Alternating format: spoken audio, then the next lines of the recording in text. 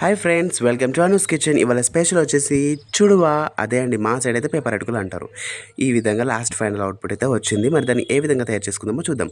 ముందుగా వేడైన ఒక బౌల్లో మంచిగా ఆయిల్ వేసేసుకోవాలి. ఆయిల్ వేడైన తర్వాత ఆవాలు, జీలకర్ర ముందుగా యాడ్ చేసేసుకోవాలి.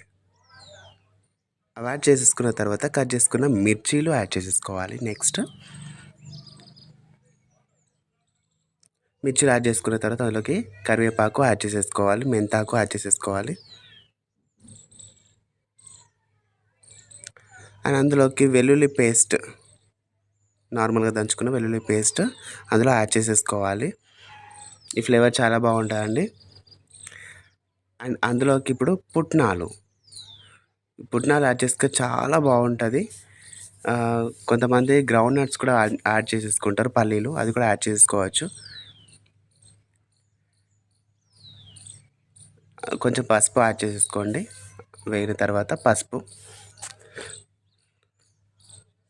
మంచిగా వేగేటట్టు చూసుకోవాలి. అందులోకి ఉప్పు యాడ్ చేసేసుకోవాలి. సరిపడంత ఉప్పు యాడ్ చేసేసుకోవాలి. ఇప్పుడు అటుకులు అందులో యాడ్ చేసేసుకొని మిక్స్ చేసేసుకుంటే వెరీ టేస్టీ అటుకులు రెడీ అయిపోతాయి. చూడండి, ఈ విధంగా మిక్స్ చేసేసుకోవాలి. అండ్ ఫైనల్ అవుట్పుట్గా అందులో మేము బూందీ కూడా యాడ్ చేసామండి. చాలా బాగుంటాయి, చాలా టేస్టీగా ఉంటాయి. సో ట్రై చేయండి, ఎలా ఉందో కామెంట్ చేయండి. Thanks for watching our videos and please to subscribe our channel Anu's kitchen. Thank you.